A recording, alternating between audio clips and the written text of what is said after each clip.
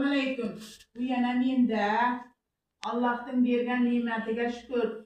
Hozir Shavvol oyida 6 kunlik nafiq ro'zani tutayotgandim. Mana qarangda bolalarimning ideyasini. Og'zacharga makaron palov qildingmi desam, mana sizga surpriz deb mana kabob ko'tarib ketdi-da. Ana qarang. Men qattiqlash qiluvdim qayla qilib. Odam boshiga sanab, bundaqa kabobning sixi bor edi. Mana ikkinchi qizim rosa o'zi shunaqa ixtirolar qilishni yaxshi ko'radi. Mana bunday qilib ideya qildi.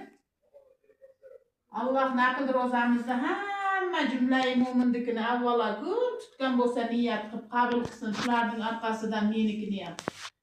Inshaalloh, mashalloh, subhanalloh, alhamdulillah. Ey yaqinlarim, mehribonlarim, keling, og'iz ochib ketasiz. Xayr, omon bo'ling.